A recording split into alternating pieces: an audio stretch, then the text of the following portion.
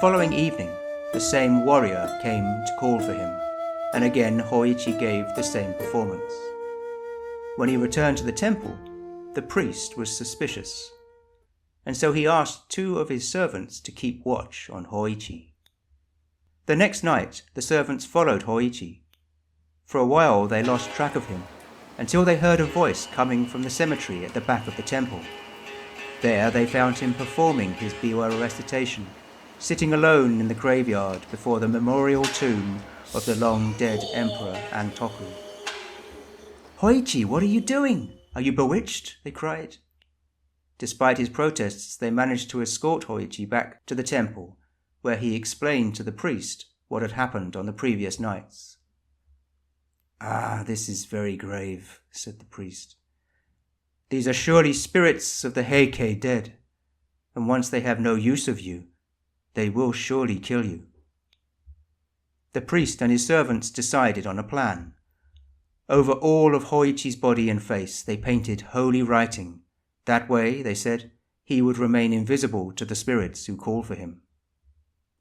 "On no account must you make any sound, Hoichi," the priest warned. "Whatever happens, remain totally silent." That night, Hoichi sat outside again as he waited for his summons, but this time he made no sound. Eventually, he heard footsteps approaching him on the veranda. "Hoichi." He made no reply. "Hoichi." Still he remained silent. "This is very strange," he heard the warrior say. "I can see his biwa on the floor, but no sign of the man. I just see his 2 ears in the air. Well, I don't understand this, but I better return with something. That's all I can do." Suddenly, Hoichi felt the sides of his head gripped by 2 ice-cold fists, and in an instant, his ears were torn from his head. Despite the pain, Hoichi uttered no sound.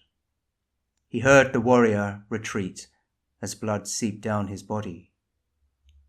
Sometime later, the priest found Hoichi and was overcome with grief and remorse. "My poor Hoichi," he cried, "what have we done? The holy texts were written all over your body, except your ears." Over time, the priest nursed him back to health, and Hoichi regained his skills at performing. The Heike spirits no longer troubled the temple, but from that day on, the brave musician was known by a new name, Hoichi the Earless.